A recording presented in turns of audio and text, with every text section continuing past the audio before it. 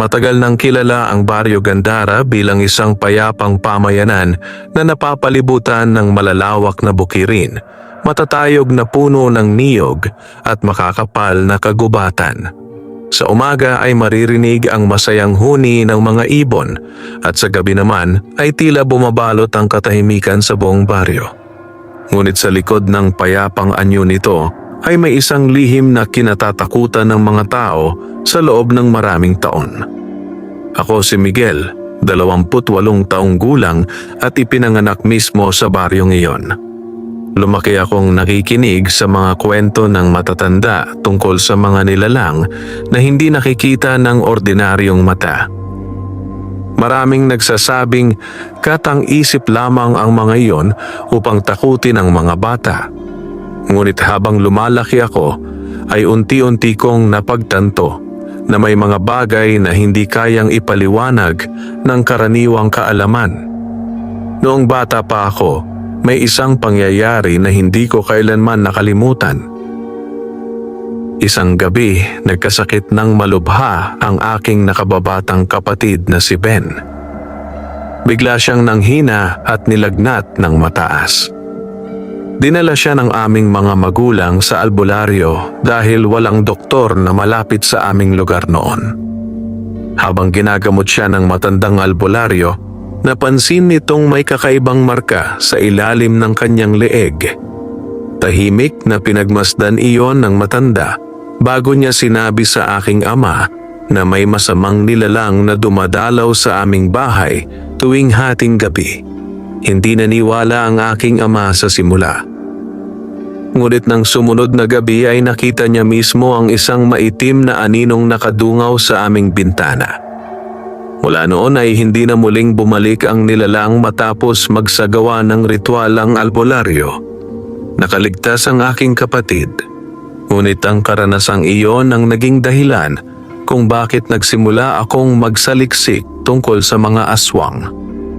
Habang tumatanda ako, lalo akong nahilig sa mga lumang kwento ng mga matatanda. Nagbabasa ako ng mga lumang aklat. Nakikinig ako sa mga payo ng mga manggagamot at albularyo. Pinag-aaralan ko ang mga paraan kung paano makikilala ang isang aswang at kung paano ito maitataboy. Sa paglipas ng panahon ay nakilala ko ang dalawa kong matalik na kaibigan, si Ramon at si Diego. Si Ramon ay anak ng isang mangangaso. Malakas ang kanyang pangangatawan at mahusay gumamit ng itak at pana. Tahimik siyang tao ngunit maaasahan sa oras ng panganib. Si Diego naman ay kabaligtaran niya, palakaibigan at madaldal, ngunit huwag kang magkakamali dahil napakatalas ng kanyang isip. Marami siyang alam tungkol sa mga halamang gamot at mga sinaunang paniniwala ng aming lugar. Magkakaibigan na kami mula pa noong kabataan. Magkakasama kaming nangangaso sa kagubatan, naglalakbay sa mga bundok, at tumutulong sa mga magsasaka kapag panahon ng anihan. Ngunit isang pangyayari ang tuluyang nagbago sa takbo ng aming buhay. Nagsimula iyon sa pagkawala ng mga alagang hayop sa baryo. Unang nawala ang 2 kambing ng matandang si Mang Isko. Pagkatapos ay sunod-sunod na naglaho ang mga manok ng iba't ibang pamilya. Noong una ay inakala ng lahat na magnanakaw lamang ang may kagagawan. Ngunit nang matagpuan ang ilan sa mga hayop na walang dugo at may malalalim na sugat sa leeg, nagsimulang mabahala ang buong baryo. Nagkaroon ng mga bulong-bulungan. May nagsabing malaking panikiraw ang nakikita nila sa gabi. May nagsabing may babaeng nakaitim na lumilipad sa ibabaw ng mga puno. May ilan namang naniniwalang isa lamang itong mabangis na hayop mula sa kagubatan. Ngunit alam ng matatanda ang kanilang hinala.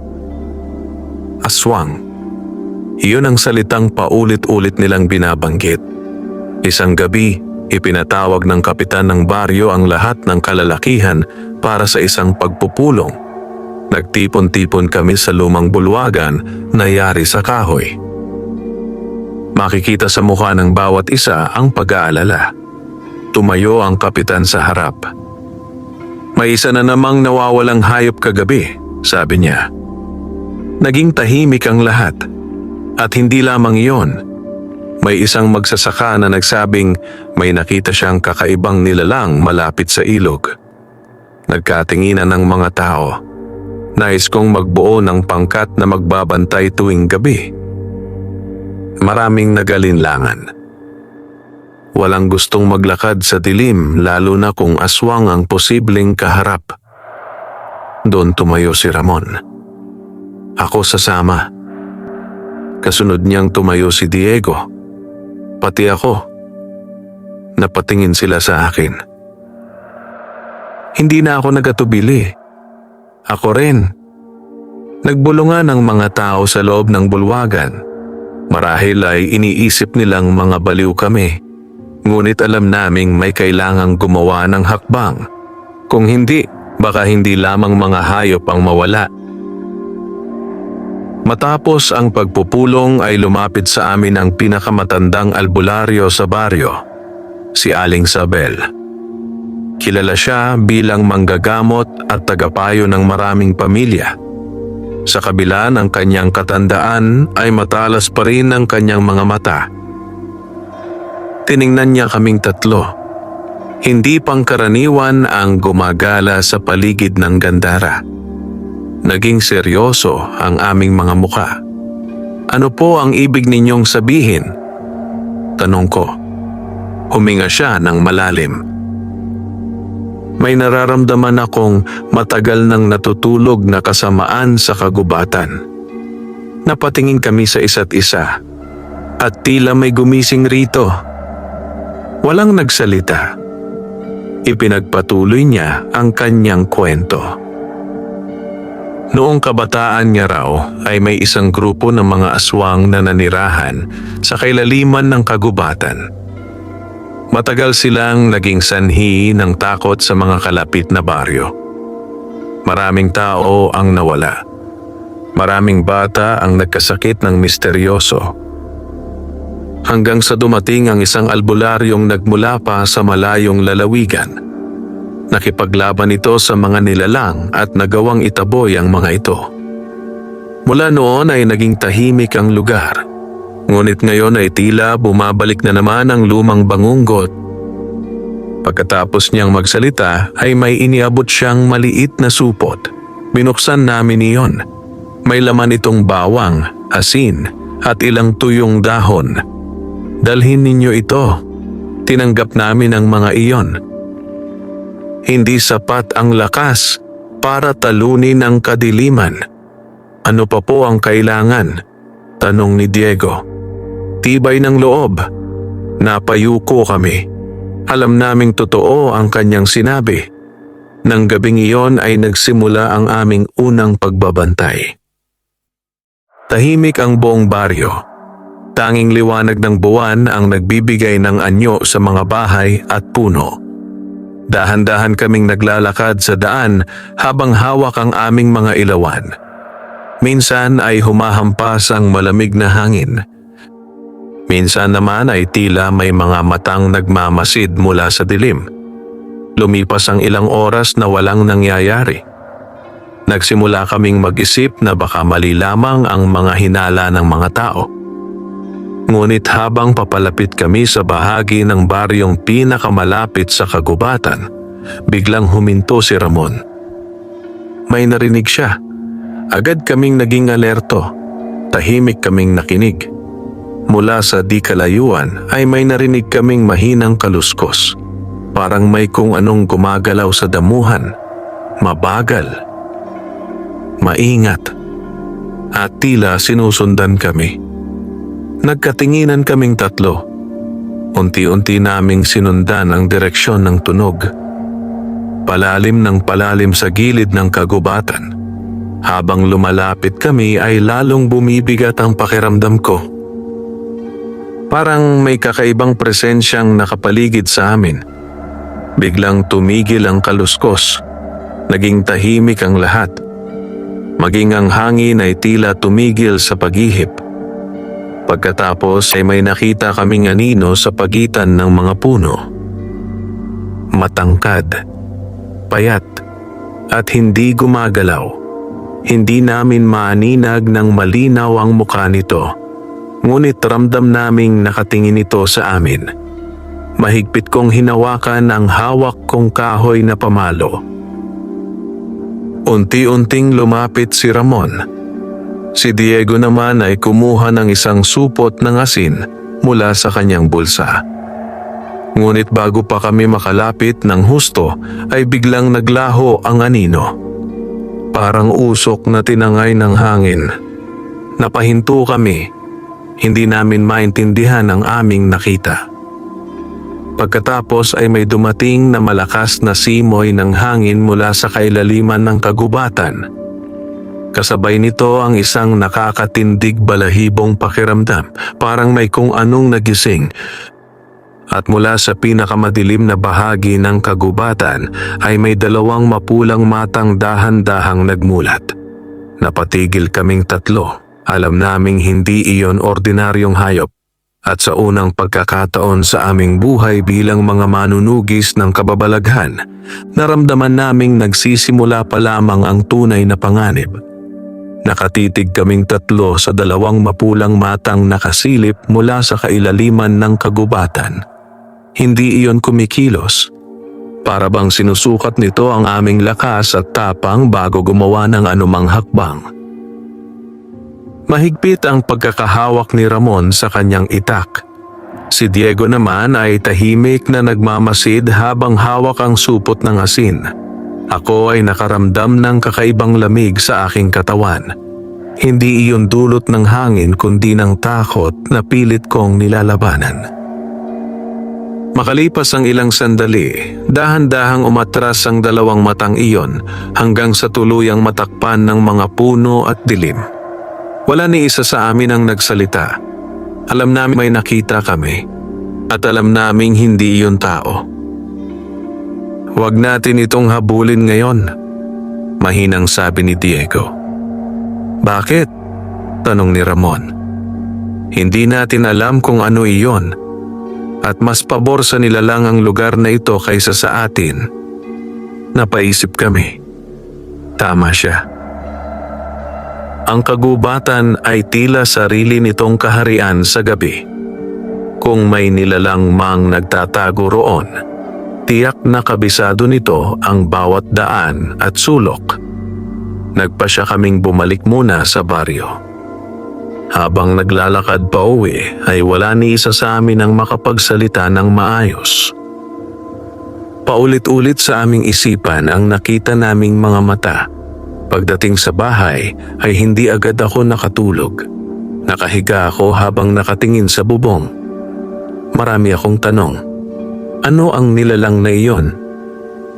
Ilang taon na itong nagtatago sa kagubatan at bakit ngayon lamang muli ito nagpapakita? Nang sumikat ang araw kinabukasan ay agad kaming nagkita sa bahay ni Ramon. Napagkasunduan naming balikan ang lugar kung saan namin nakita ang misteryosong nilalang. Sa liwanag ng araw ay mas madali naming masusuri ang paligid. Nagbaon kami ng pagkain, tubig at ilang gamit na maaaring makatulong kung sakaling may makita kaming kakaiba. Mabilis kaming nagtungo sa gilid ng kagubatan. Tahimik ang paligid. Wala nang bakas ng takot na naramdaman namin noong gabi. Ngunit habang papasok kami sa loob ng kagubatan, ay muli kong naramdaman ng kakaibang bigat sa hangin. Para bang may mga matang nakamasid mula sa malayo. Narating namin ang lugar kung saan namin nakita ang mga mapulang mata. Agad kaming nagsimulang maghanap ng anumang palatandaan. Hindi nagtagal ay may nakita si Ramon. Nandito kayo. Lumapit kami. Sa malambot na lupa ay may mga bakas ng paa. Ngunit hindi iyon pangkaraniwang bakas. Mas malaki iyon kaysa paa ng tao. Mahahaba ang mga daliri at tila may matutulis na kuko sa dulo. Tahimik naming pinagmasdan ang mga bakas. Anong klaseng nilalang ang may ganitong paa? Tanong ko. Umiling si Diego. Hindi ko alam. Sinundan namin ang mga bakas. Palalim ng palalim sa kagubatan. Minsan ay nawawala ang mga ito. Pagkatapos ay muling lumilitaw sa ibang bahagi. Parang sinasadya ng nilalang na lituhin ang sinumang susunod dito. Makalipas ang halos 1 oras ay nakarating kami sa isang bahagi ng kagubatan na hindi madalas puntahan ng mga tao. Makakapal ang mga puno. Halos hindi makapasok ang liwanag ng araw. At kapansin-pansin ang katahimikan. Walang huni ng ibon. Walang kuliglig. Walang anumang tunog maliban sa mahinang paghihip ng hangin. Huminto si Diego. May nakita siyang bagay sa paanan ng isang malaking puno. Lumapit kami. Isang patay na baboy damo. Ngunit kakaiba ang kondisyon nito. May malalalim na sugat sa leeg. At tila wala nang natitirang dugo sa katawan nito. Nagkatinginan kaming tatlo. Naalala namin ang mga hayop na natagpo ang patay sa baryo. Parehong-pareho ang mga sugat. Mas lalo kaming naniwalang may aswang ang gumagala sa paligid. Habang sinusuri namin ang patay na hayop ay may nakita akong kakaibang bagay na nakasabit sa isang sanga. Isang piraso ng itim na tela. Luma na ito at tila matagal nang nakalantad sa hangin. Inabot ko iyon. Nang makita ni Diego ay agad siyang naging seryoso. Saan mo nakuha? Itong nakasabit sa sanga. Maingat niyang hinawakan ang tela. Pagkatapos ay pinagmasdan ng mabuti. May nakabordang kakaibang simbolo. Parang sinaunang marka na hindi namin maintindihan. Nakita ko na ito dati, sabi niya. Saan? Sa lumang aklat ng aking lolo. Bigla kaming naging interesado.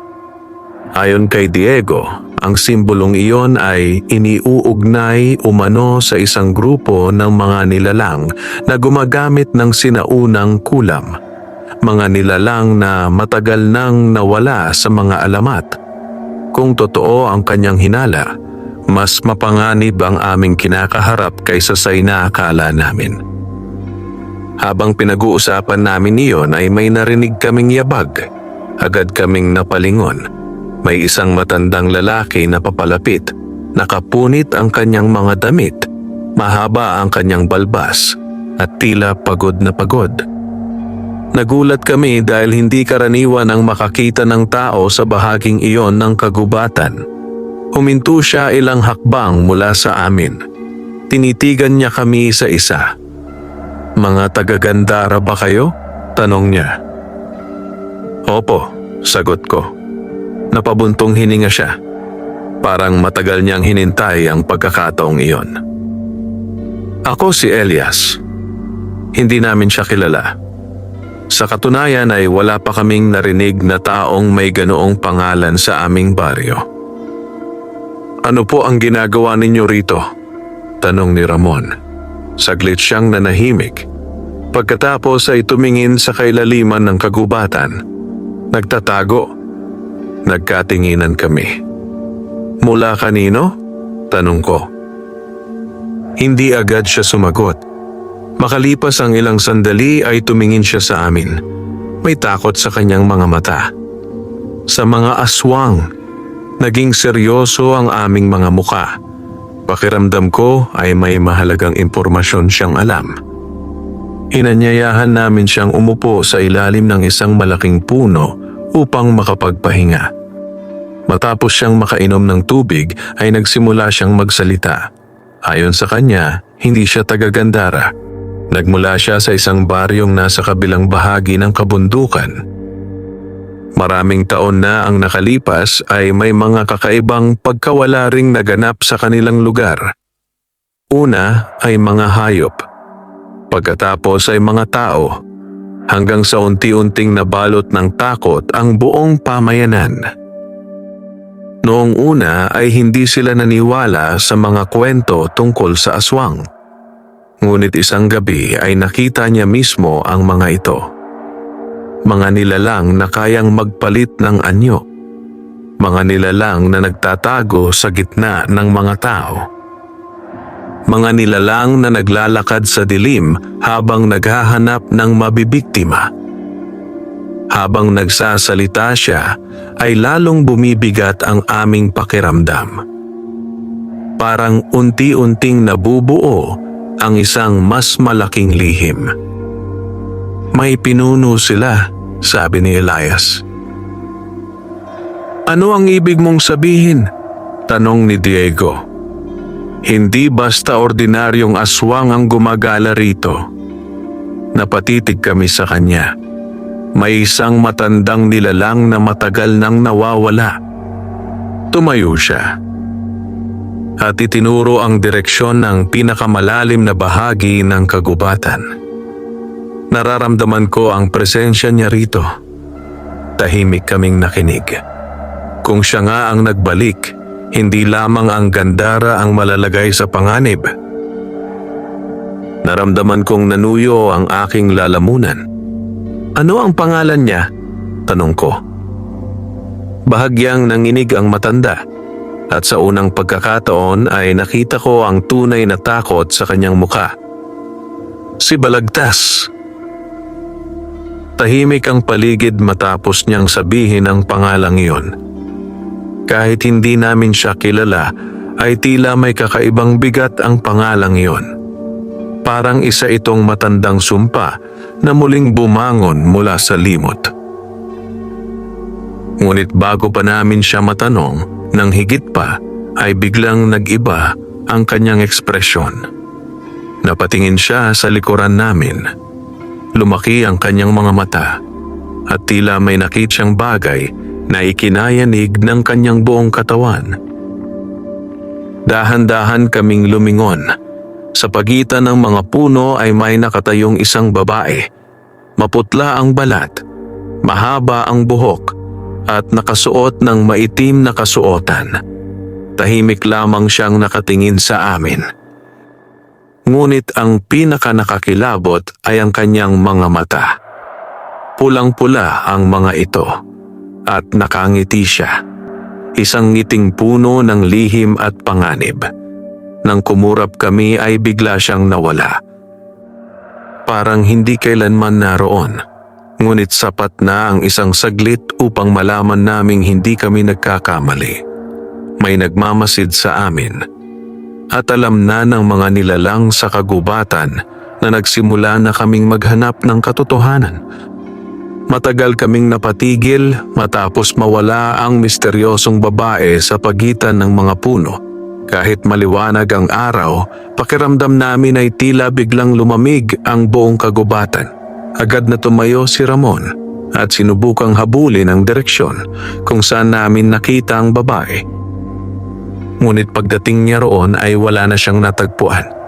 Walang yabag, walang bakas, walang anumang palatandaan na may taong naroon. Ilang sandali lamang ang nakalipas. Bumalik siya sa amin habang nakakunot ang noo. Parang hangin lang siyang naglaho. Napayuko si Diego. Masama ito. Napatingin kami sa kanya. Bakit? Kung ordinaryong tao yon, may maiiwang bakas. Pero kung aswang o nilalang na gumagamit ng kulam, posible ang ganoong pagkawala. Natahimik kaming lahat. Samantala, si Elias ay tila nanginginig pa rin. Namumutla ang kanyang mukha. Parang may naalala siyang bagay na matagal niyang pilit kinakalimutan. Sino siya? Tanong ko. Matagal bago siya nakasagot. Isa sa mga tagasunod. Tagasunod ni Balagtas? Dahan-dahan siyang tumango. Lalong bumigat ang aming pakiramdam. Sa unang pagkakataon ay nagsimula naming maintindihan na hindi lamang isang aswang ang aming hinahanap. May grupo, may pinuno, at tila matagal na nilang pinaplano ang kanilang pagbabalik. Nagpasya kaming bumalik muna sa baryo kasama si Elias. Habang naglalakad kami palabas ng kagubatan ay paulit-ulit siyang lumilingon sa likuran. Parang natatakot siyang may sumusunod sa amin. Pagdating namin sa Gandara ay agad kaming nagtungo sa bahay ni Aling Sabel. Nang makita niya si Elias ay bigla siyang natigilan. Para bang may nakilala siyang matagal nang nawala. Elias? Napatingin kami sa dalawa. Namangha rin si Elias. Sabel? Nagkatinginan sila ng ilang sandali. Pagkatapos ay napaupo si Aling Sabel. Hindi makapaniwala ang matanda. Lumabas na magkaibigan pala sila noong kanilang kabataan. Pareho silang naging alagad ng isang kilalang manggagamot maraming dekada na ang nakalipas. Ngunit nagkahiwalay sila matapos ang isang malaking trahedya. Habang nakikinig kami ay unti-unting nabubuksan ang isang bahagi ng nakaraan na matagal nang nakatago. Ayon kay Aling Sabel, 40 taon na ang nakalipas ay may malawak na pangkat ng mga aswang na namamayani sa iba't ibang baryo sa rehiyon. Pinamumunuan sila ng isang nilalang na kilala sa pangalang Balagtas. Hindi iyon tunay niyang pangalan, ngunit iyon ang pangalang kinatatakutan ng lahat. Ayon sa mga alamat, napakatanda na ng nilalang na iyon. May ilan pang nagsasabing mahigit 1 siglo na itong nabubuhay. Nagagawa raw nitong pahabain ang buhay nito sa pamamagitan ng madidilim na ritual. Marami nang nagtangkang pumatay rito, ngunit walang nagtagumpay. Hanggang sa dumating ang isang manggagamot na nagngangalang Don Severino. Isa siyang dalubhasa sa sinaunang karunungan. Nagtipon siya ng mga albularyo at mga gamot mula sa iba't ibang bayan. Kasama roon sina Aling Sabel at Elias noong kabataan nila. Matapos ang mahabang pakikipaglaban ay nagawa nilang sugatan ng malubha si Balagtas. Nawala ang pinuno ng mga aswang. Nagkawatak-watak ang kanyang mga tagasunod at nagbalik ang katahimikan sa mga baryo. Ngunit ngayon ay tila bumabangon muli ang kasamaan. Natatakot akong hindi pa siya tuluyang namatay noon, sabi ni Elias. Natahimik ang lahat. Kung totoo iyon, mas malala ang sitwasyon kaysa sa aming inaakala. Makalipas ang ilang sandali ay inilabas ni Aling Sabel ang isang lumang kahon na gawa sa kahoy. Makapal ang alikabok na bumabalot dito. Maingat niya itong binuksan. Sa loob ay may mga lumang papel, mga sulat kamay. At isang lumang mapa. Lumapit kami upang tingnan. Nakalagay sa mapa ang iba't ibang bahagi ng kagubatan sa paligid ng Gandara.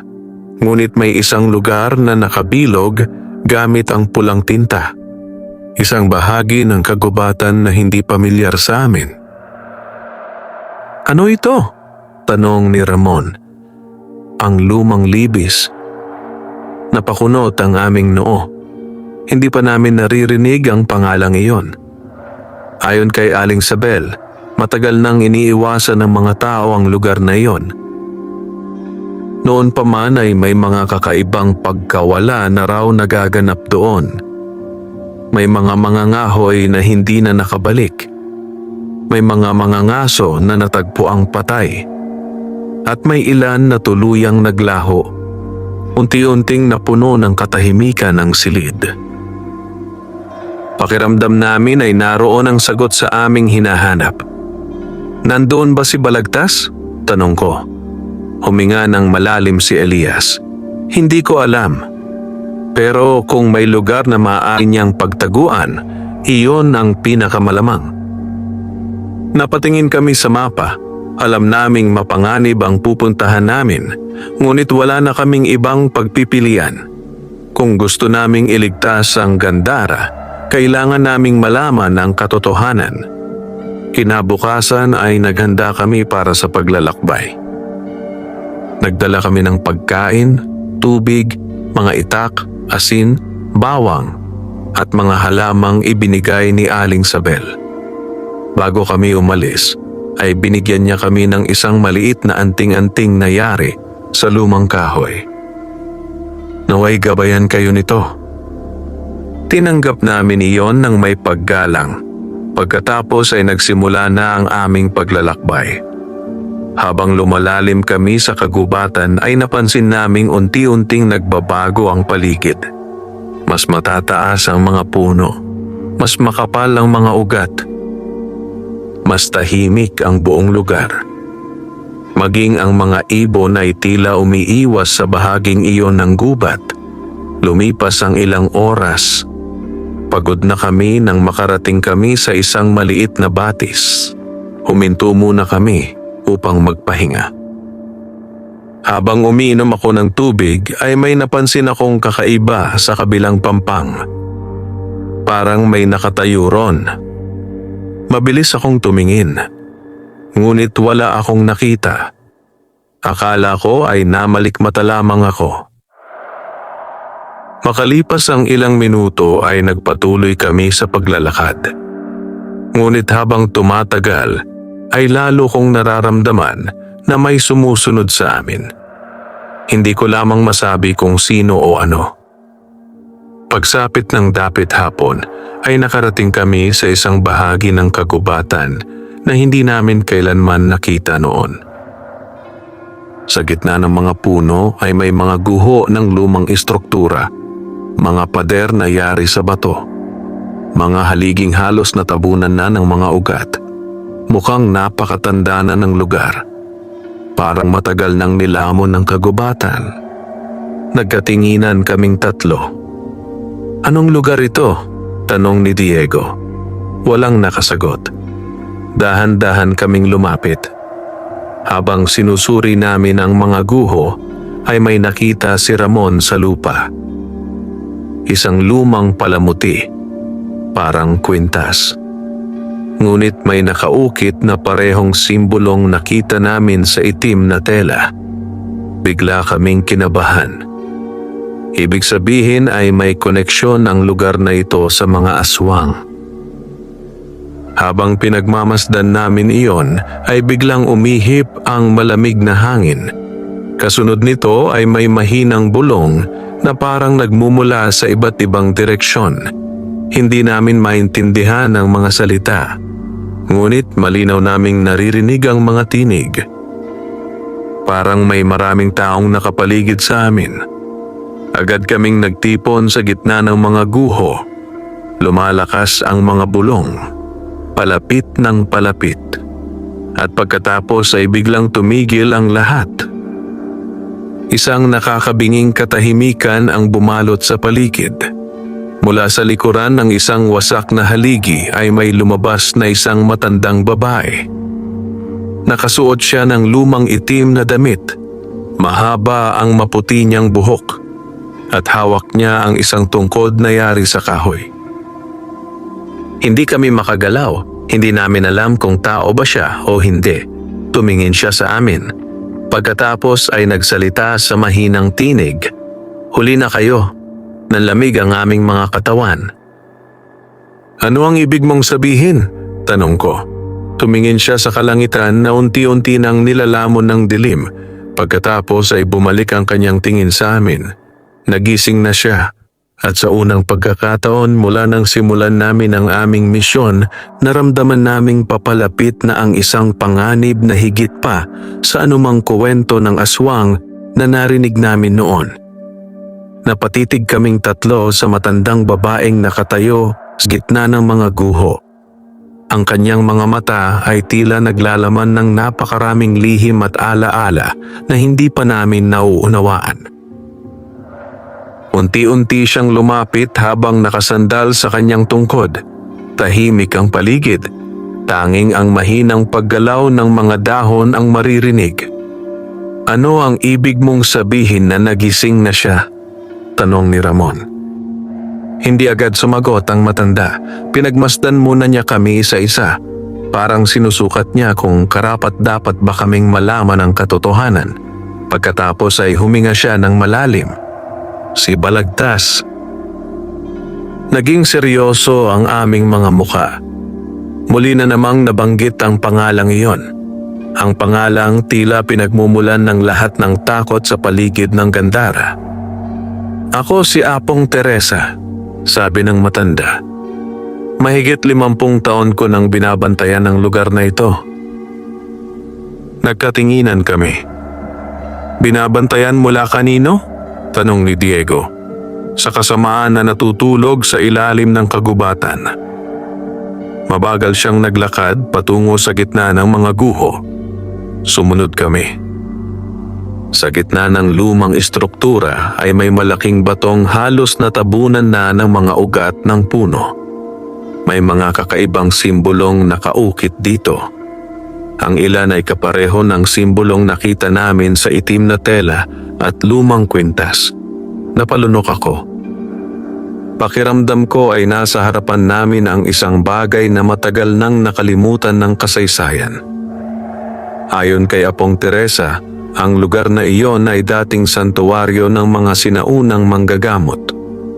Doon nila isinagawa ang mga ritual upang protektahan ang mga kalapit na baryo laban sa masasamang nilalang. Ngunit isang gabi, maraming taon na ang nakalipas. Sinalakay ng mga aswang ang santuwaryo. Marami ang namatay. Marami rin ang naglaho. At sa gitna ng kaguluhan ay lumitaw si Balagtas.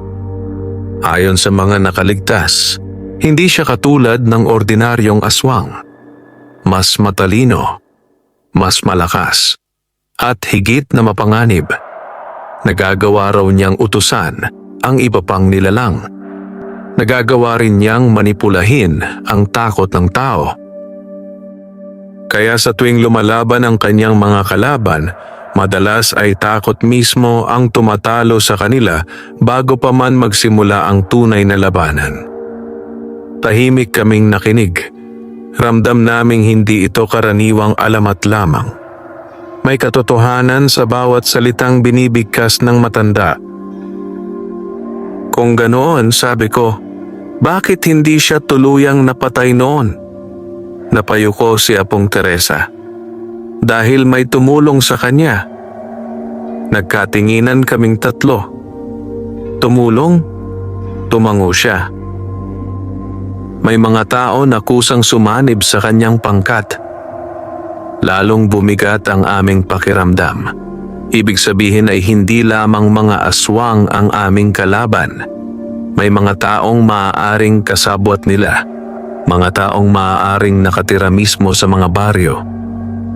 Mga taong mukhang ordinaryo ngunit naglilingkod pala sa kadiliman. Habang pinag-uusapan namin iyon ay napansin kong unti-unti nang dumidilim ang paligid. Malapit nang lumubog ang araw. Napansin din iyon ni Apong Teresa. Kailangan ninyong umalis. Bakit? Tanong ni Ramon. Tumatapang ang mga nilalang kapag sumasapit ang gabi. Natahimik kami. Alam naming tama siya. Ngunit bago kami umalis ay may inilabas siyang maliit na sisidlang yari sa kawayan. Iniabot niya iyon sa akin. Ano po ito? Pulbos mula sa mga halamang ginamit ng mga sinaunang manggagamot. Maingat kong tinanggap iyon. Hindi nito kayang patayin ang isang aswang. Napakunot ang noo namin. Pero kaya nitong ilantad ang tunay nilang anyo. Biglang naging interesado si Diego. Napakahalaga ng impormasyong iyon. Kung may mga aswang ngang nagtatago sa anyo ng tao, maaaring makatulong ang pulbos upang makilala sila. Nagpasalamat kami kay Apong Teresa. Pagkatapos ay nagsimula na kaming bumalik sa baryo. Ngunit habang naglalakad kami palabas ng lumang libis ay may kakaiba kaming napansin. Unti-unting nawawala ang mga tunog ng kagubatan. Muli, katulad ng nangyari noon, walang ibon, walang kuliglig, walang anumang buhay na tila gustong manatili sa paligid.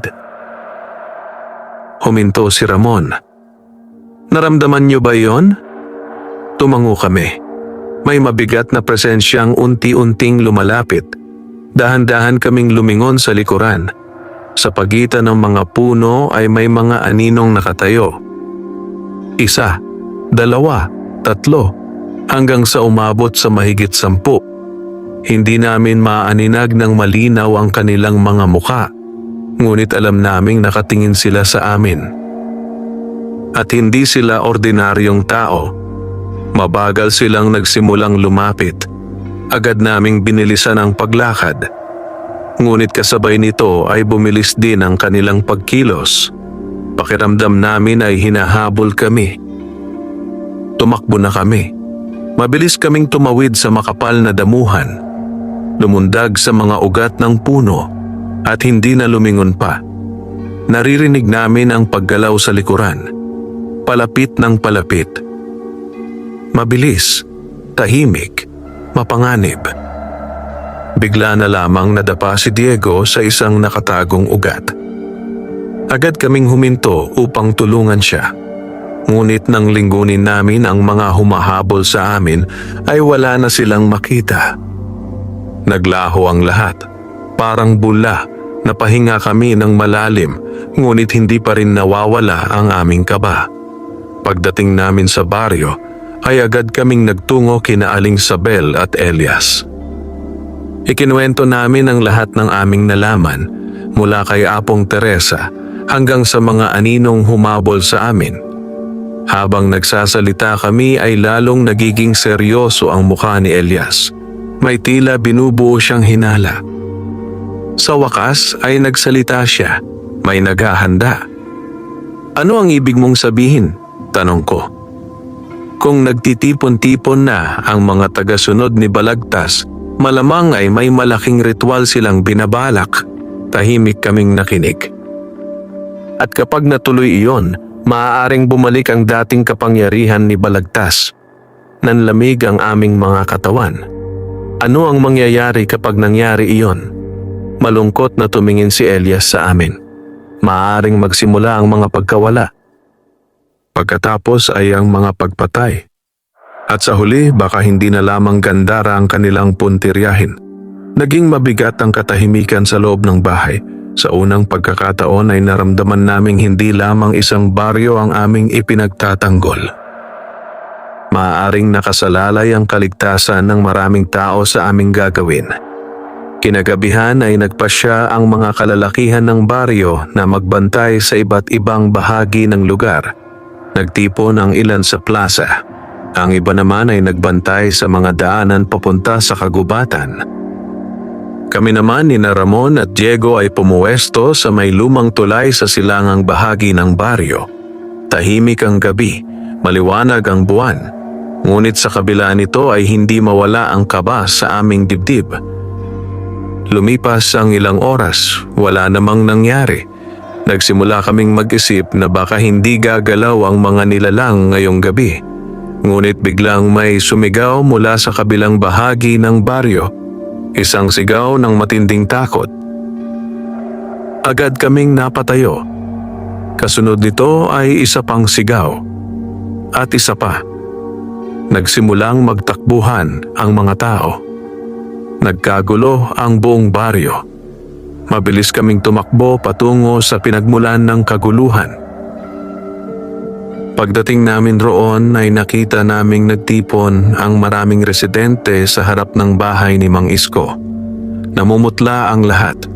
May mga umiiyak, may mga nanginginig. Dahan-dahan kaming lumapit. At nang makita namin ang nasa gitna ng bakuran ay tila tumigil ang aming paghinga. May nakahandusay na katawan. Isa sa mga bantay ng baryo. Patay na siya. At sa kanyang leeg ay may 2 malalim na sugat. Ngunit ang higit na nakapagpatindig ng aming balahibo ay ang bagay na nakita namin sa kanyang dibdib. May nakapatong na isang piraso ng itim na tela. At nakaborda rito ang parehong simbolong paulit-ulit naming nakikita mula nang magsimula ang aming paghahanap. Parang isang mensahe, parang isang babala, at para bang may nagsasabing nagsisimula pa lamang ang tunay na digmaan. Nabalot ng takot ang buong Baryo Gandara matapos matagpuan ang bangkay ng isa sa mga bantay. Ang dating mga bulong-bulungan tungkol sa mga aswang ay naging isang malupit na katotohanan sa paningin ng mga tao. Walang gustong lumabas ng bahay pagsapit ng gabi. Maging ang mga batang dati naglalaro sa mga kalsada ay nanatili na lamang sa loob ng kanilang mga tahanan. Sa umaga pagkatapos ng insidente, nagtipon ang buong baryo sa plaza. Makikita sa mukha ng bawat isa ang pangamba. May ilan na gustong lumikas. May ilan na naniniwalang dapat nang humingi ng tulong sa mga karatigbayan. At mayroon ding mga nawawalan na ng pag-asa. Habang pinagmamasdan ko ang mga tao, lalo kong naramdaman ang bigat ng aming responsibilidad. Hindi na lamang ito tungkol sa paghahanap ng katotohanan. Tungkol na ito sa pagliligtas sa aming tahanan. Matapos mailibing ang namatay na bantay, agad kaming nagpulong ni Ramon, Diego, Elias at Aling Sabel. Nakalapag sa mesa ang itim na telang natagpuan sa bangkay. Tahimik itong pinagmasdan ng lahat. Parang may dala itong malamig na presensya. Sa wakas ay nagsalita si Elias. Hindi aksidente ang pagpatay na ito. Ano ang ibig mong sabihin? Tanong ni Ramon. Nagpapadala sila ng mensahe. Natahimik kami. Tama siya. Hindi iniwan ng mga aswang ang simbolo ng walang dahilan. Parang gusto nilang malaman ng lahat na sila ang may kagagawan. Parang ipinapakita nilang wala silang kinatatakutan. Lumapit si Diego at muling sinuri ang simbolo. Pagkatapos ay may napansin siya. May kakaiba rito. Agad kaming lumapit. Sa gilid ng simbolo ay may maliliit na marka na halos hindi makita. Parang mga sinaunang titik. Maingat niyang kinopya ang mga ito sa papel. Makalipas ang ilang minuto ng pagsusuri, ay napalawak ang kanyang mga mata. Ano yon? Tanong ko. Hindi agad siya sumagot. Parang ayaw niyang paniwalaan ang kanyang natuklasan. May nakasulat. Ano? Mabagal siyang huminga. Pagdating ng ikapitong gabi, napatigil kaming lahat.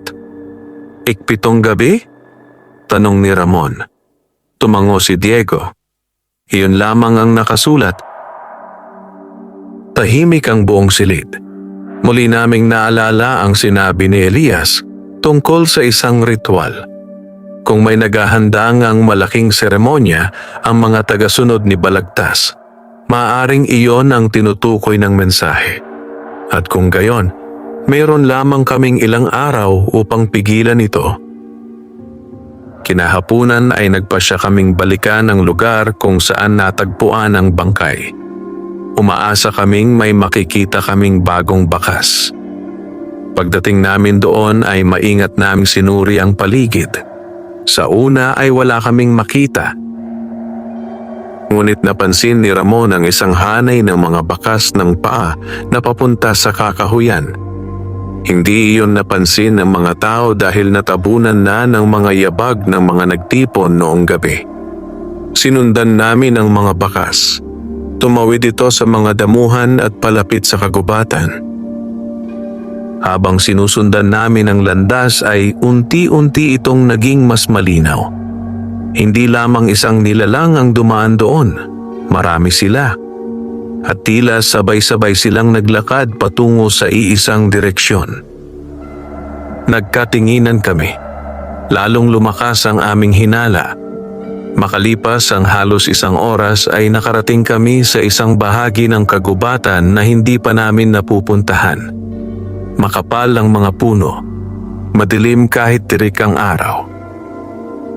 At may kakaibang amoy na nakalutang sa hangin. Parang pinaghalong lupa at nabubulok na mga dahon. Biglang huminto si Ramon. May nakita siya sa lupa. Lumapit kami.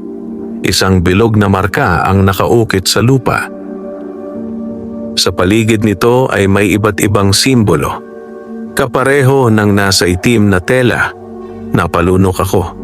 Mukhang isa itong lugar para sa ritual. Habang pinag-aaralan namin iyon ay may napansin akong kakaiba sa isang puno. May sariwang hiwa sa balat nito. Parang sinadya. Lumapit ako at doon ko nakita ang isang bagay na nagpabilis ng tibok ng aking puso. May nakasabit na kwintas. Nakilala ko agad iyon. Kay Mang Isko yun. Palagi niya iyong suot. Ibig sabihin ay nakarating siya rito o baka may iba pang nakarating dito. Bigla akong kinabahan. Maaaring may mga tao pang nawawala na hindi pa namin nalalaman. Nagpatuloy kami sa pagsisiyasat at habang lumalalim kami sa lugar ay may narinig kaming mahinang tunog. Parang may nagsasalita. Huminto kami. Tahimik na nakinig. Naroon pa rin ang tinig. Mahina, malayo, ngunit malinaw. Parang may mga taong nagdarasal. Dahan-dahan kaming lumapit. Nagtago kami sa likod ng malalaking puno. At nang makita namin ang nasa unahan, ay halos mawalan kami ng hininga. Sa isang maliit na clearing sa gitna ng kagubatan, ay may nakatipong mga tao. Mahigit 20 sila. Nakatayo sila sa paligid ng isang malaking simbolong nakaukit sa lupa. Nakaitim ang kanilang mga damit, nakayuko ang kanilang mga ulo, at tila may isinasagawang ritual. Sa gitna nila ay may isang babaeng nakasuot ng maitim na kasuotan. Agad ko siyang nakilala. Siya ang babaeng may mapupulang mata na nakita namin noon. Tahimik siyang nakatayo habang tila pinamumunuan ng pagtitipon. Naramdaman kong nanlamig ang aking katawan. Hindi na ito basta kwento. Totoo ang lahat. May samahan, may ritual, at may pinuno. Biglang umihip ang malamig na hangin. Kasabay nito ay dahan-dahang itinaas ng babae ang kanyang ulo. Tumigil ang aking paghinga. Direkta siyang nakatingin sa aming pinagtataguan. Parang alam niyang naroon kami. Parang mula pa nung simula ay alam na niya ang bawat galaw namin. Unti-unti siyang ngumiti. Isang malamig at nakakakilabot na ngiti. Pagkatapos ay itinaas niya ang kanyang kanang kamay. At sabay-sabay na lumingon sa aming direksyon ang lahat ng taong nakapaligid sa kanya. Hindi namin makita ng malinaw ang kanilang mga mukha. Ngunit sapat na ang isang sulyap upang malaman naming hindi na kami ligtas. "Takbo!" bulong ni Ramon. Agad kaming tumalikod. Mabilis kaming tumakbo sa gitna ng kagubatan. Sa likuran namin ay naririnig namin ang mga yabag. Marami. Masyadong marami. Parang buong kagubatan ang humahabol sa amin. Tumalon kami sa mga ugat, lumusot sa pagitan ng mga puno, at hindi huminto kahit isang sandali. Ngunit habang tumatakbo kami ay may nakita akong anino sa unahan, isang matangkad na nilalang.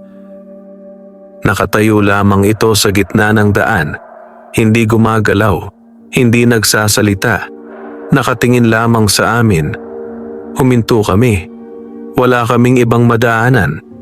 Dahan-dahang umangat ang ulo ng nilalang. At sa unang pagkakataon ay nakita namin ang kanyang mukha.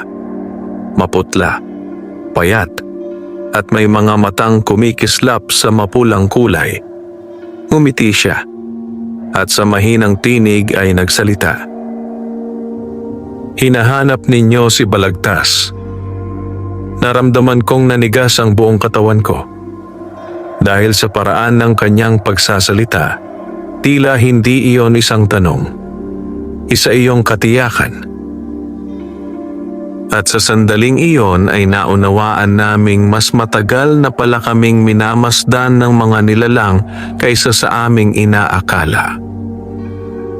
Huminto kaming tatlo sa gitna ng makapal na kagubatan habang nakaharang sa aming daraanan ang matangkad na nilalang na may mapupulang mata. Sa likuran namin ay naroon ang mga humahabol. Sa unahan naman ay ang misteryosong nilalang. Para kaming naipit sa isang patibong. Hindi agad kumilos si Ramon. Mahigpit lamang niyang hinawakan ang kanyang itak. Si Diego naman ay unti-unting kumuha ng asin mula sa kanyang bag. Ako ay nakatitig lamang sa nilalang. May kakaiba sa kanya. Hindi siya mukhang karaniwang aswang. May taglay siyang katahimikan na mas nakakatakot kaysa mabangis na sigaw. Parang alam niyang hindi kami makakatakas. Hinahanap ninyo si Balagtas, muli niyang sinabi. Mabagal, malinaw, at puno ng panlalait. Sino ka? Tanong ko. Bahagya siyang ngumiti. Ako ang tagapagbantay. Naging seryoso ang aming mga muka. Tagapagbantay. Hindi niya sinabi kung ano ang kanyang pangalan. Parang sapat na para sa kanya ang titulong iyon. Nasaan si Balagtas? Sigaw ni Ramon. Bahagyang tumawa ang nilalang.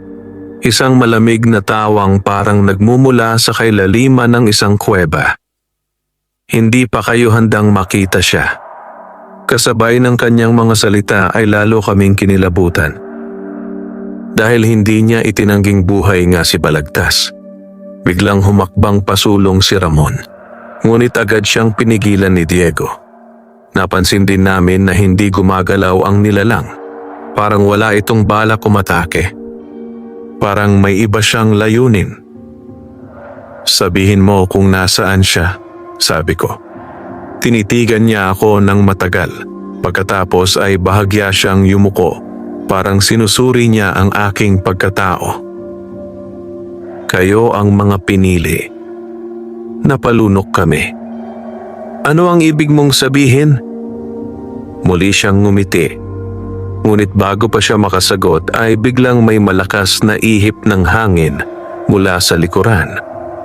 Kasabay nito ay narinig namin ang papalapit na mga yabag. Maraming yabag. Mabilis. Papunta sa aming direksyon.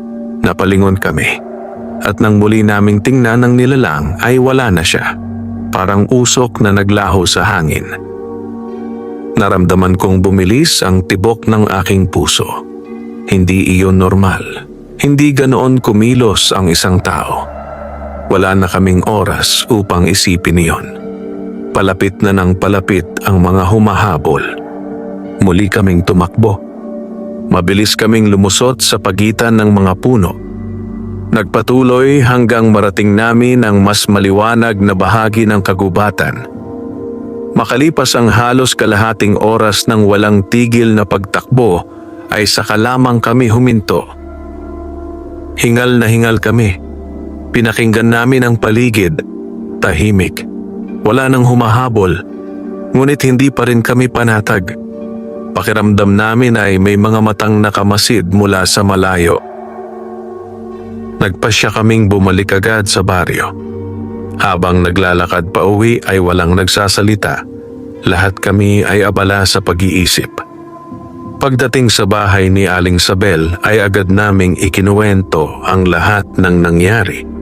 Mula sa lihim na pagtitipon hanggang sa misteryosong nilalang na tumawag sa sarili bilang tagapagbantay. Tahimik na nakinig sina Aling Sabel at Elias. Habang nagpapatuloy ang aming kwento ay lalo silang nagiging balisa. Nang matapos kami ay napaupo si Elias. Namumutla ang kanyang muka. Kilala ko siya. Agad kaming napatingin sa kanya. Sino? Ang matanda ay napayuko. Parang mabigat para sa kanya ang alaalang iyon. Marlon! Nagkatinginan kami. Hindi namin alam ang pangalang iyon. Si Elias ay huminga ng malalim. Isa siya sa pinakamalalakas na tagasunod ni Balagtas noon. Nanlamig ang aming mga katawan. Tagasunod? Tumango siya. Noong kabataan ko, siya ang kanang kamay ni Balagtas. Tahimik ang lahat. Ayon kay Elias, si Marlon ay dating tao. Ngunit dahil sa kagustuhang magkaroon ng kapangyarihan, ay kusang sumama ito sa pangkat ng mga aswang. Unti-unti siyang nagbago, hanggang sa mawala na ang kanyang pagiging tao. Sa loob ng maraming dekada, ay inakala nilang patay na siya. Ngunit malinaw na mali sila. Kung buhay pa si Marlon, mas lalong posible na buhay pa rin si Balagtas. Naging mabigat ang katahimikan sa silid. Pagkatapos ay nagsalita si Aling Sabel. May 3 gabi na lamang. Napatingin kami sa kanya. Kapag tama ang hinala natin, sa 7 gabi nila isasagawa ang ritual. Napayuko ako, masyadong maikli ang panahon at wala pa rin kaming sapat na kaalaman tungkol sa aming kalaban. Habang nag-uusap kami ay may kumatok sa pintuan. Lahat kami ay napalingon. Isa itong batang lalaki mula sa kabilang dulo ng baryo. Hingal na hingal siya. May nawawala po. Agad kaming napatayo. Sino? Si Aling Rosa. Nanlamig ang buong silid. Si Aling Rosa ay isang matandang biyuda na mag-isang nakatira sa kanyang bahay. Mabait siya at kilala ng lahat sa baryo. Agad kaming tumungo sa kanyang tahanan. Pagdating namin ay nagtipon na ang maraming tao. Bukas ang pintuan. Magulo ang loob ng bahay. At wala si Aling Rosa. Ngunit may natagpuan kami. Muli, isang piraso ng itim na tela. May parehong simbolo. At sa pagkakataong ito ay may isa pang nakasulat na mensahe. Binasa iyon ni Diego. Unti-unting nawala ang kulay sa kanyang muka. Ano ang nakasulat? Tanong ko. Mabagal siyang lumingon sa amin. 2 na ang handog. Parang tumigil ang oras. Napalunok ako. Ang unang bantay. At ngayon si Aling Rosa. Ibig sabihin ay hindi lamang sila pumapatay. May inihahandog sila para sa ritual. At hindi namin alam kung ilan pa ang kailangan nila. Kinagabihan ay nagpasya kaming magbantay sa bahay ng bawat matandang nakatira ng mag-isa. Hinati ang mga kalalakihan ng baryo sa iba't ibang pangkat. Ngunit habang lumalalim ang gabi, ay lalo kong nararamdaman ang panganib. Parang may malaking bagay na naghihintay lamang ng tamang sandali upang sumalakay. Bandang hating gabi ay nakapwesto kami ni Ramon sa may lumang kapilya. Tahimik ang paligid. Masyadong tahimik.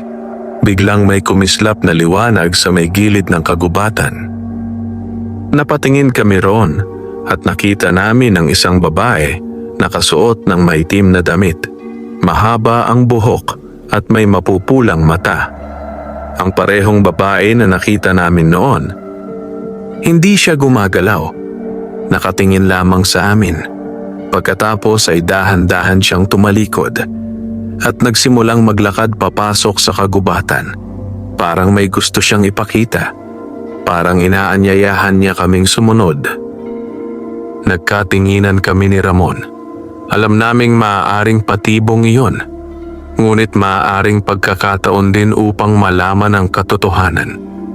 At habang pinagmamasdan namin ang babae na papalayo sa dilim ng kagubatan, naramdaman kong malapit na kaming makarating sa pinakamatinding lihim ng Baryo Gandara. Tahimik kaming nakatingin ni Ramon sa babaeng may mapupulang mata habang dahan-dahan siyang naglalakad papasok sa kagubatan. Hindi siya lumilingon, hindi siya nagsasalita. Ngunit malinaw na malinaw ang kanyang mensahe. Sumunod kami. Sa likuran namin ay naiwan si Diego upang ipaalam kina Aling Sabel at Elias ang aming gagawin sakaling hindi kami agad makabalik. Habang sinusundan namin ang babae, ay lalo kaming lumalalim sa kagubatan. Hindi na namin alam kung gaano kalayo ang aming nalalakad. Ang mga daang pamilyar sa amin ay matagal nang naiwan. Ang mga puno ay naging mas matanda, mas malalaki, mas madilim, at tila mas buhay.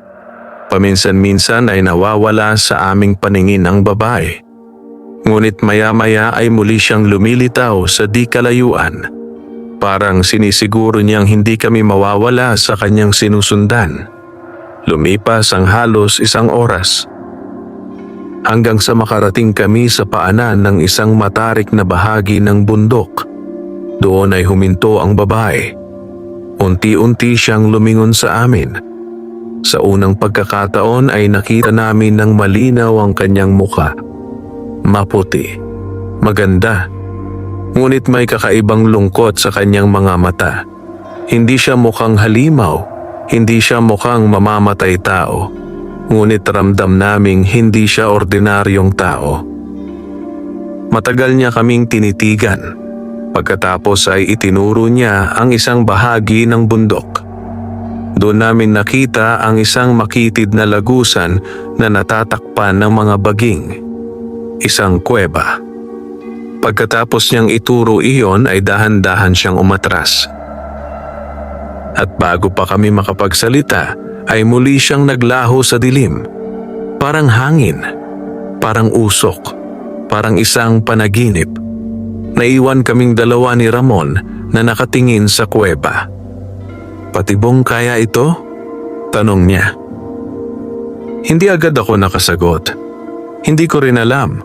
Ngunit may kung anong nagsasabi sa akin na kailangan naming pumasok. Maingat kaming lumapit. Binuksan ang mga nakaharang na baging. At pumasok sa madilim na lagusan. Malamig ang hangin sa loob. Tahimik. At may amoy ng lumang bato at mamasamasang lupa. Habang lumalalim kami ay lalo naming napapansin na hindi ordinaryong kuweba ang lugar. May mga marka sa mga pader. May mga simbolong kahawig nang nakita namin sa mga itim na tela. At may mga bahagi ng kuweba na tila inukit ng tao. Parang matagal nang ginagamit ang lugar. Makalipas ang ilang minuto ay nakarating kami sa isang malawak na silid sa loob ng kuweba at doon kami natigilan. Sa paligid ng silid ay may mga lumang rebulto, mga rebultong yari sa bato. Nakahanay sila sa magkabilang panig. Ngunit hindi tao ang kanilang anyo. May mga pakpak, mahahabang kuko, at mga matang tila buhay pa kahit yari lamang sa bato. Parang mga sinaunang bantay ng isang lihim na kaharian. Dahan-dahan kaming naglakad sa gitna at doon namin nakita ang pinakanakagugulat na bagay. May mga pangalan na nakaukit sa pader. Daan-daan. Marahil ay higit pa. Lumapit ako upang basahin ang ilan. Napalunok ako. Ang ilan sa mga pangalan ay pamilyar. Mga taong matagal nang nawawala sa iba't ibang baryo. Mga pangalang narinig ko noong bata pa ako. Mga pangalang matagal nang inakalang patay. Biglang nanlamig ang aking katawan. Hindi ito simpleng listahan. Parang talaan ito ng mga naging biktima. Habang pinag-aaralan namin ang mga nakaukit na pangalan, ay may nakita akong kakaiba sa pinakadulo ng pader. 3 pangalan ang bagong ukit. Sariwa pa ang mga marka. Lumapit ako at halos tumigil ang aking paghinga. Ang una ay pangalan ng namatay na bantay. Ang pangalawa ay si Aling Rosa at ang pangatlo ay bakante pa. Walang nakasulat, ngunit may espasyo para sa susunod. Napaatras ako. Pakiramdam ko ay may malamig na kamay na humawak sa aking puso. Ibig sabihin ay may isa pa silang balak kunin. Isa pang handog, isa pang buhay. Biglang may narinig kaming mahinang boses.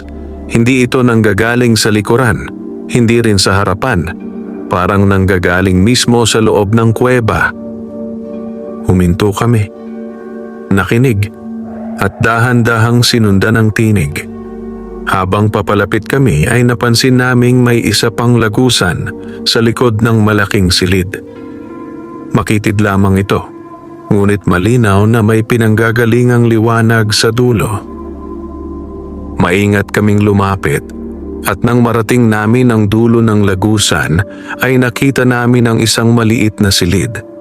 Sa gitna nito ay may lumang altar na yari sa bato at sa ibabaw nito ay may nakapatong na isang makapal na aklat.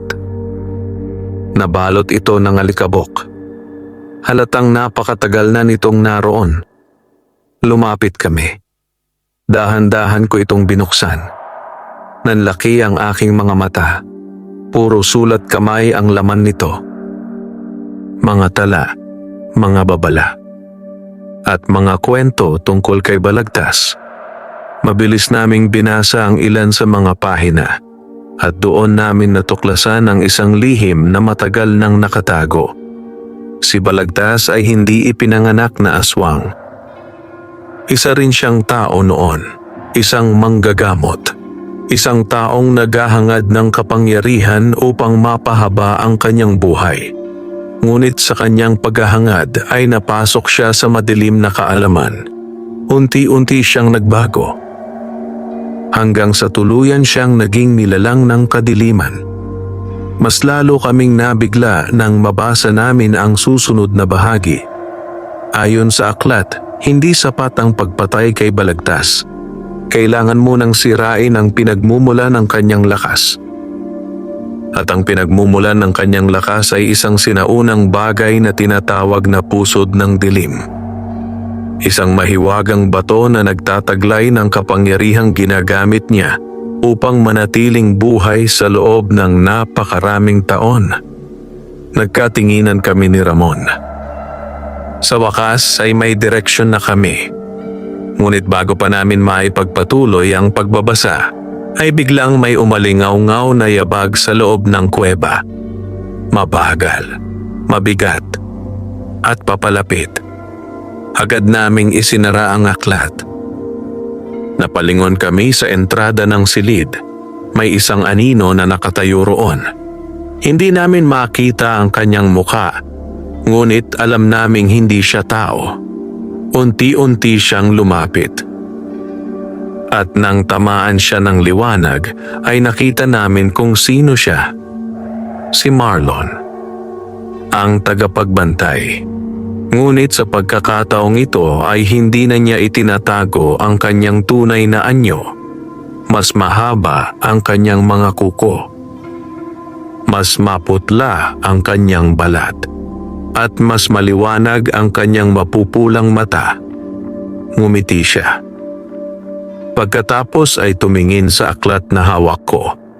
Natagpuan na ninyo ang lihim. Nanigas kami sa aming kinatatayuan.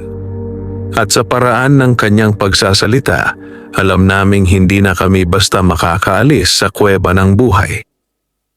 Nakatayo kami ni Ramon sa harap ni Marlon habang mahigpit kong hawak ang sinaunang aklat na aming natagpuan sa loob ng kuweba. Tahimik ang buong silid. Ngunit ang katahimikang iyon ay mas nakakatakot kaysa anumang sigawan. Parang mismong hangin ay naghihintay sa susunod na mangyayari. Si Marlon ay nakatitig lamang sa amin. Wala siyang pagmamadali. Parang alam niyang wala kaming matatakbuhan.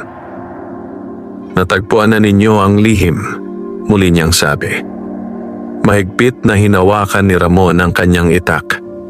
Hindi kami natatakot sa iyo. Bahagyang ngumiti si Marlon. Talaga ba? Hindi na siya nagsalita pa. Sa isang kisap mata ay bigla siyang nawala sa kanyang kinatatayuan. Nanlaki ang aming mga mata. Kasunod nito ay may malakas na hampas mula sa gilid. Muntik nang matumba si Ramon. Mabilis siyang nakaiwas. Agad naming naunawaan na hindi ordinaryong kalaban si Marlon. Napakabilis niya. Halos hindi siya masundan ng aming mga mata. Muli siyang lumitaw sa kabilang bahagi ng silid. Nakangiti.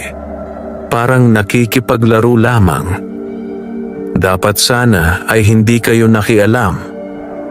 Tumayo ng maayos si Ramon. Kung hindi kami kikilos, sino ang magtatanggol sa Gandara? Sa unang pagkakataon ay nawala ang ngiti ni Marlon. At sa kanyang mukha ay lumitaw ang malamig na galit. Wala nang makapipigil sa pagbabalik ng aming Panginoon. Kasabay nito ay muli siyang sumugod.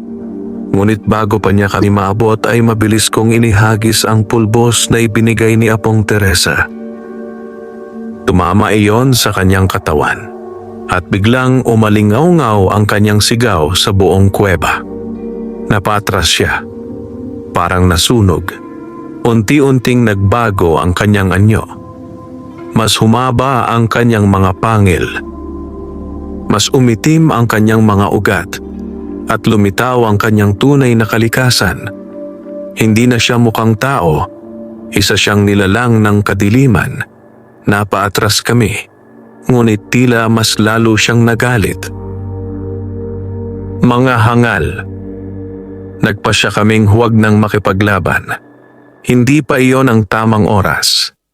Mas mahalaga ang impormasyong nasa aklat. Mabilis naming tinakbo ang lagusan palabas ng kuweba.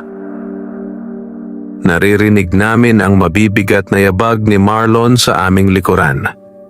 Palapit ng palapit. Mabilis, mapanganib. Sa wakas ay nakita namin ang liwanag mula sa bungad ng kuweba. Tumalon kami palabas. At agad na tinabunan ni Ramon ang ilang malalaking bato sa entrada. Hindi nito tuluyang maisasara ang lagusan, ngunit sapat upang mabawasan ang bilis ng humahabol sa amin. Wala na kaming inaksayang oras. Mabilis kaming bumalik sa baryo.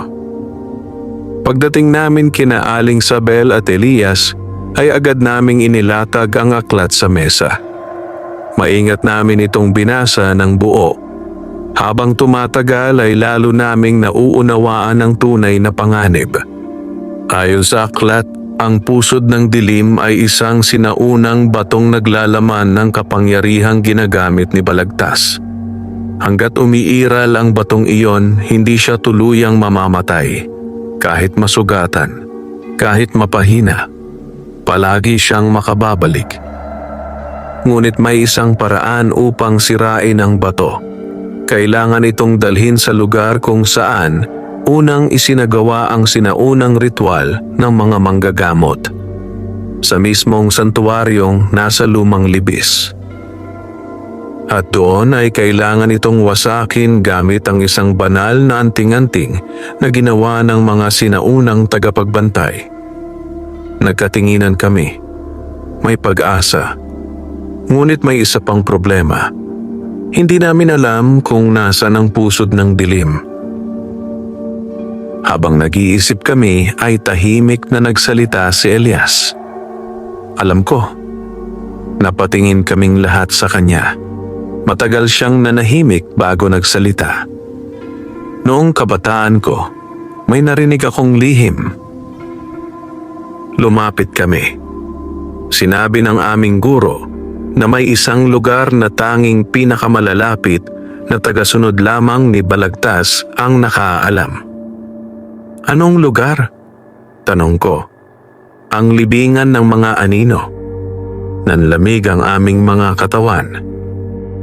Isa na namang misteryosong lugar. Ayon kay Elias, nasa kailaliman iyon ng bundok sa likod ng Gandara. Doon umano itinatago ang pinakamahahalagang bagay ng pangkat ni Balagtas at malamang na naroon ang pusod ng dilim. Ngunit wala pang sino mang ordinaryong tao ang nakabalik mula roon. Naging mabigat ang katahimikan. Sa wakas ay malinaw na ang aming landas.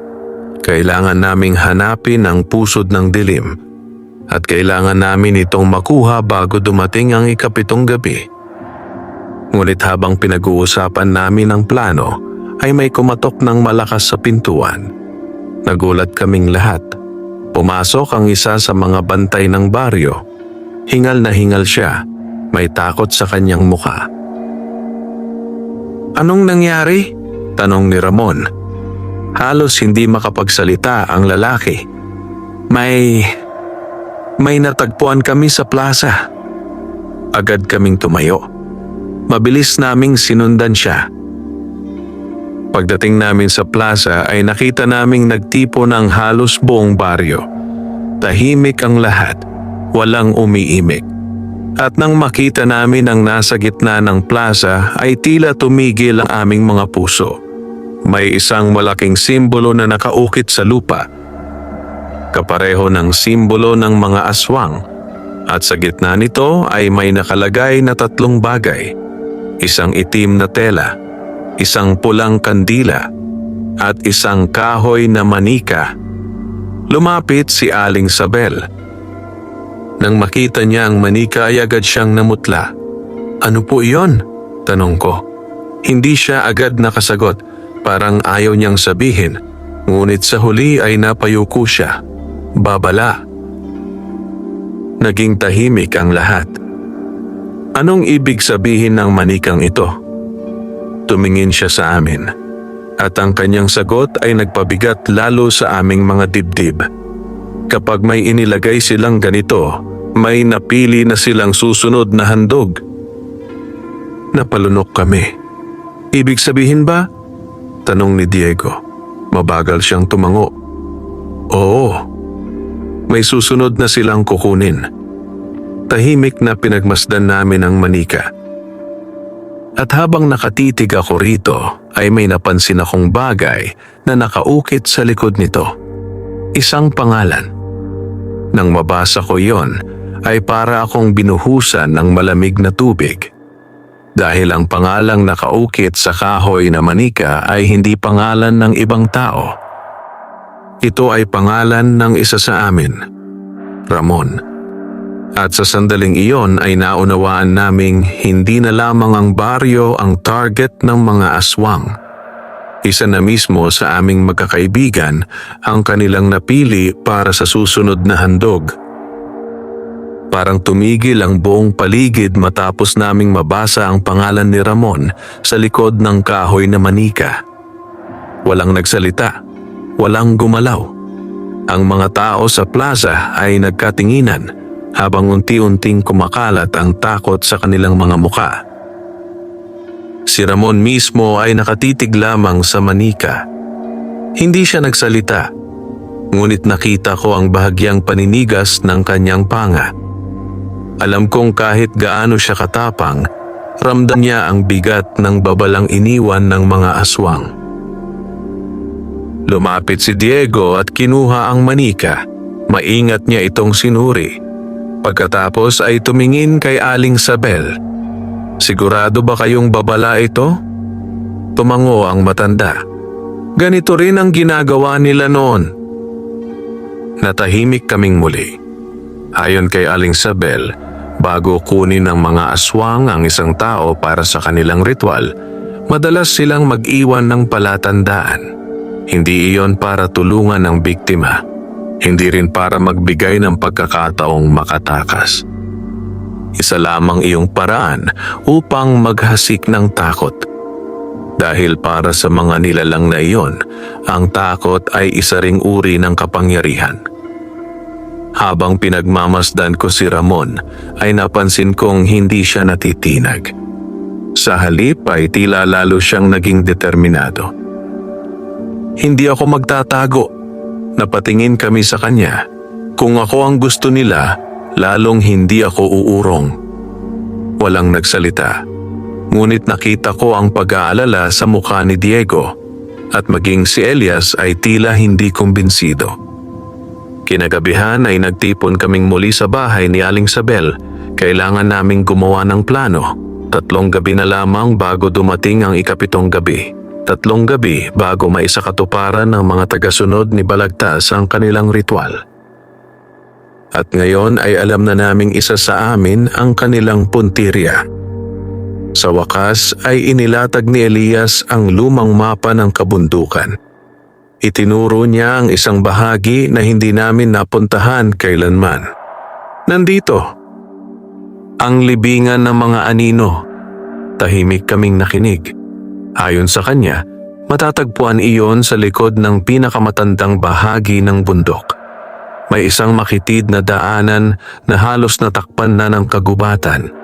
At sa dulo nito ay naroon ang lugar na matagal nang iniiwasan ng mga tao. Hindi dahil sa mga alamat, kundi dahil sa mga totoong pagkawala.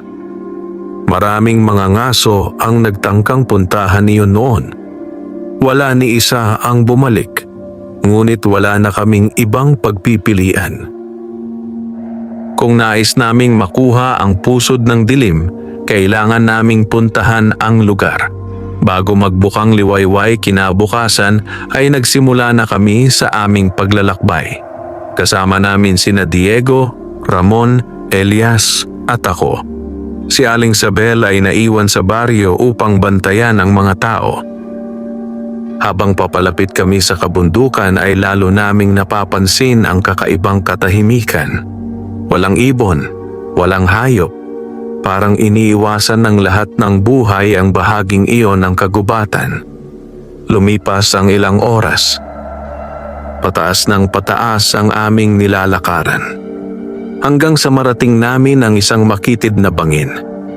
Sa pagitan ng dalawang malalaking bato ay may nakatagong daan. Itinuro iyon ni Elias. Iyan na. Mabagal kaming pumasok. At habang sumusulong kami ay tila mas lumalamig ang hangin.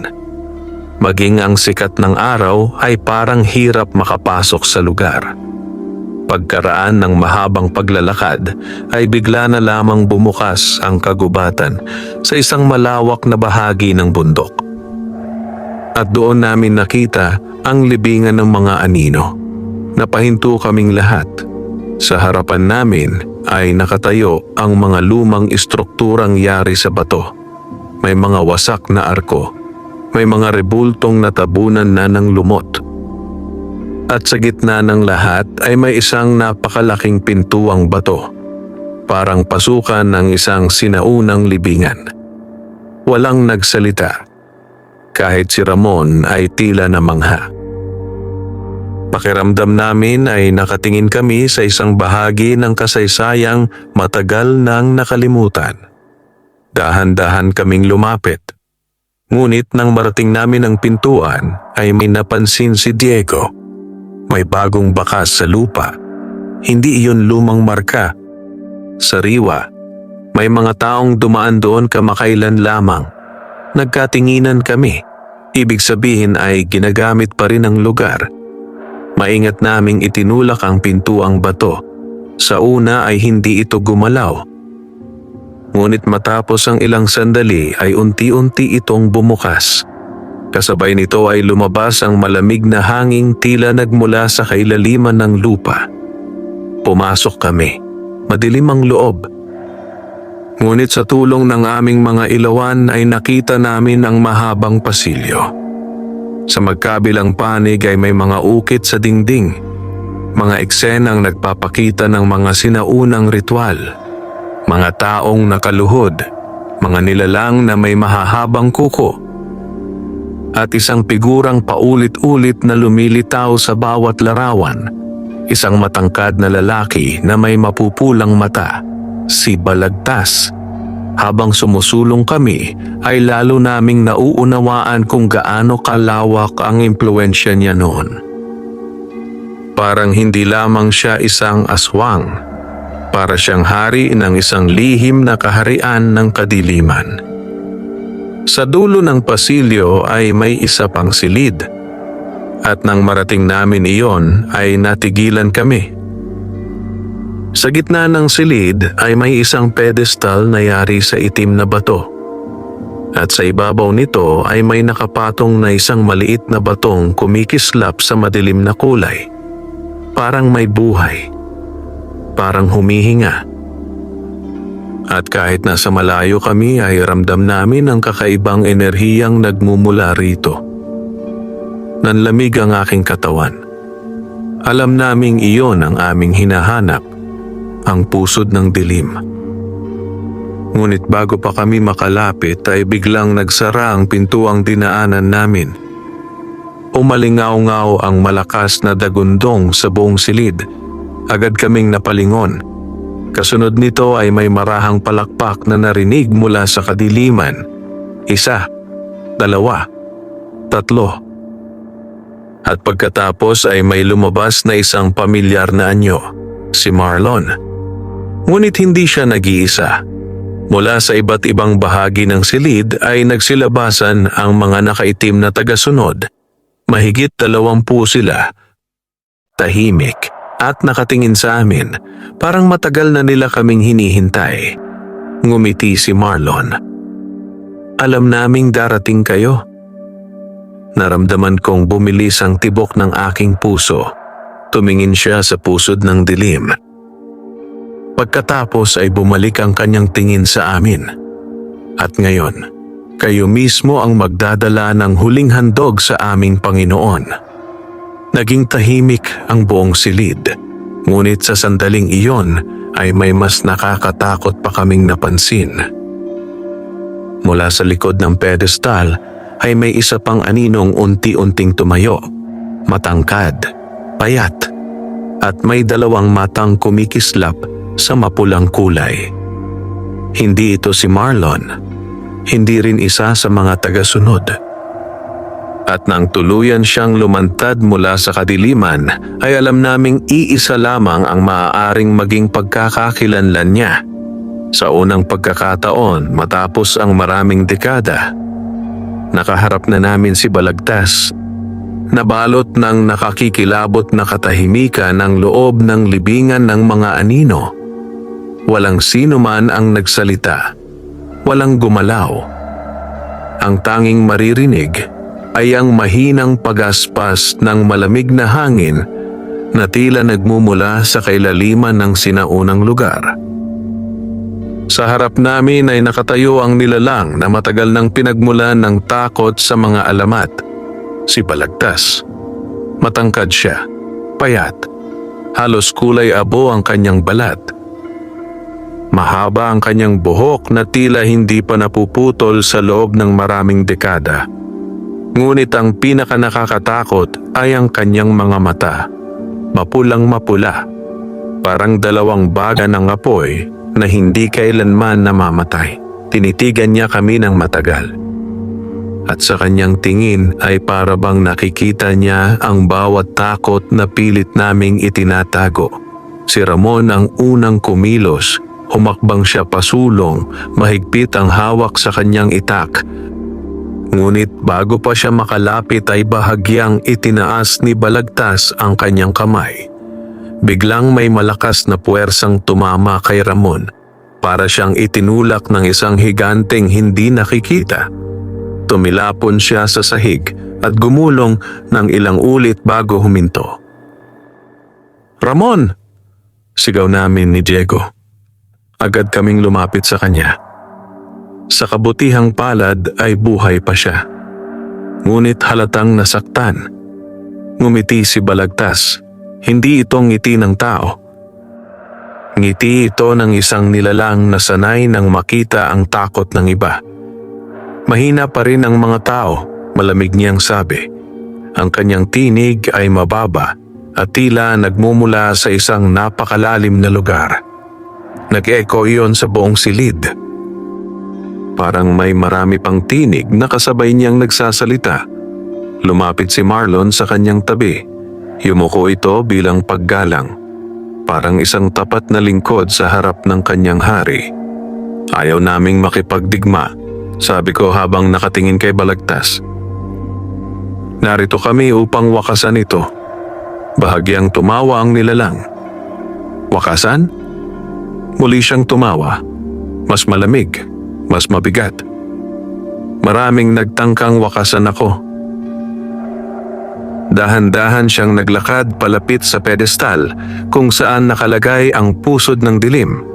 At habang lumalapit siya, ay tila lumalakas ang maitim na enerhiyang bumabalot sa buong silid. Narito pa rin ako. Tahimik kaming nakinig. "At muli akong maghahari." Biglang sumigaw si Marlon. Kasabay nito ay mabilis na sumugod ang mga tagasunod. Nagkagulo ang buong silid. Agad kaming napilitang lumaban. Sinubukan kaming palibutan ng mga nakaitim na nilalang. Ngunit hindi kami umatras. Lumaban si Ramon sa kabila ng kanyang sugat. Lumaban si Diego gamit ang asin at mga halamang ibinigay ni na Aling Sabel at Apong Teresa. At ako ay nakipagbuno upang makalapit sa pedestal. Alam kong hindi si Balagtas ang tunay na susi, ang pusod ng dilim. Iyon ang kailangan naming makuha. Habang abala ang mga tagasunod sa pakikipaglaban, ay nakita kong bahagyang nakalayo si Balagtas. Tila kumpiyansa siyang walang makalalapit sa bato. Ngunit nagkamali siya. Mabilis akong sumugod. Narinig ko ang sigaw ni Marlon. Narinig ko rin ang galit na sigaw ni Balagtas. Ngunit huli na. Naabot ko ang pedestal. At sa unang pagkakataon ay nahawakan ko ang pusod ng dilim. Biglang kumalat sa aking katawan ang napakalamig na pakiramdam. Parang may libo-libong bulong na sabay-sabay na pumasok sa aking isipan. Mga tinig, mga sigaw, mga lihim, mga alaala ng napakaraming taong nawala sa loob ng mahabang panahon. Halos mabitawan ko ang bato, ngunit pinilit kong huwag kumawala. "Dalhin mo iyan," sigaw ni Diego. Doon ko naalala ang aming misyon. Mabilis akong tumakbo habang hawak ang pusod ng dilim. Agad akong hinabol ni Marlon. Maging si Balagtas ay kumilos. Sa unang pagkakataon ay nakita ko ang tunay niyang galit. Parang isang mabangis na hayop na nawalan ng pinakamahalagang pag-aari. Nagpatuloy ako sa pagtakbo. Kasabay nito ay hinarang ni Ramon at Diego ang mga humahabol. Hindi sila umatras. Hindi sila natakot. Ibinigay nila ang lahat upang makalayo ako. Sa wakas ay narating ko ang pasilyo. Pagkatapos ay ang pintuang bato. At nang makalabas ako sa libingan ng mga anino, ay nakita kong naghihintay sina Elias at ilan sa mga kalalakihan ng baryo. Agad naming tinungo ang lumang libis. Habang tumatakbo kami ay naririnig namin ang mga sigaw mula sa likuran. Papalapit si Balagtas, kasama ang kanyang mga tagasunod, at alam naming wala nang ibang pagkakataon. Pagsapit namin sa sinaunang santuaryo ay naghihintay na roon sina Aling Sabel at Apong Teresa. Nakahanda na ang ritual, nakahanda na rin ang sinaunang anting-anting ng mga tagapagbantay. Mabilis kong inilagay ang pusod ng dilim sa ibabaw ng malaking batong nasa gitna ng santuaryo. Kasabay nito ay nagsimula ang pagdating ng mga nilalang. Lumitaw si Marlon. Kasunod ang mga tagasunod. At sa huli ay si Balagtas. Galit na galit. Mas galit kaysa sa anumang nakita namin noon. "Huwag!" sigaw niya. Ngunit huli na. Sabay-sabay na binigkas ni na Aling Sabel, Apong Teresa, at Elias ang sinaunang panalangin ng mga tagapagbantay. Unti-unting nagliwanag ang anting-anting. Lumakas ng lumakas ang liwanag. Hanggang sa balutin nito ang buong santuaryo. Nagsimulang manginig ang pusod ng dilim. Nagkaroon ito ng mga bitak, 1, 2, 3, hanggang sa kumalat ang mga lamat sa buong bato. Sumigaw si Balagtas. Hindi iyon sigaw ng galit lamang. Sigaw iyon ng takot. Sa unang pagkakataon, natakot siya at pagkatapos ay tuluyang nabasag ang pusod ng dilim. Umalingaw-ngaw ang napakalakas na tunog sa buong kagubatan. Kasabay nito ay kumalat ang nakakasilaw na liwanag. Napapikit kaming lahat at nang muli naming idilat ang aming mga mata, ay nakita namin na ang isang himalang hindi namin malilimutan. Unti-unting naglalaho si Marlon.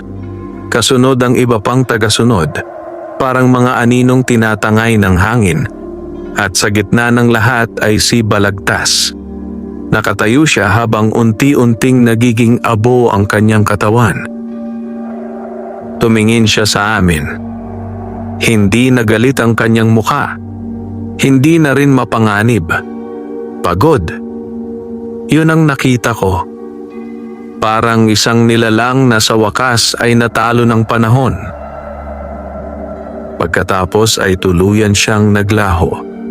At kasabay ng kanyang pagkawala ay biglang naging magaan ang hangin. Nawala ang mabigat na presensyang bumabalot sa kagubatan sa loob ng napakaraming taon.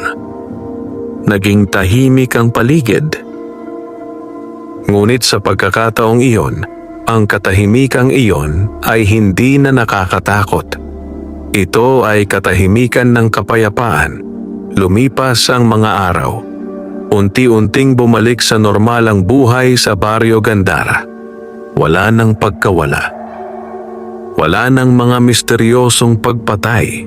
Wala nang mga matang nagmamasid mula sa dilim. Ang mga tao ay muling nakangiti. Muling nakapagtrabaho, muling nakatulog ng payapa. At kami ni Ramon at Diego ay bumalik sa aming simpleng pamumuhay. Ngunit hindi namin nakalimutan ang aming pinagdaanan. Sapagkat alam naming may mga pagkakataong ang tunay na tapang ay hindi ang kawalan ng takot, kundi ang pagpapatuloy kahit natatakot ka. At sa tuwing sumasapit ang gabi at nakikita ko ang tahimik na kagubatan sa paligid ng Gandara, naaalala ko ang mahabang laban naming magkakaibigan. Isang laban-laban sa kadiliman. Isang laban para sa aming baryo. At isang laban na magpapaalala sa amin habang buhay na kahit gaano kalalim ang dilim, palaging may liwanag na handang sumibol para sa mga taong may lakas ng loob na ipaglaban ito. Wakas.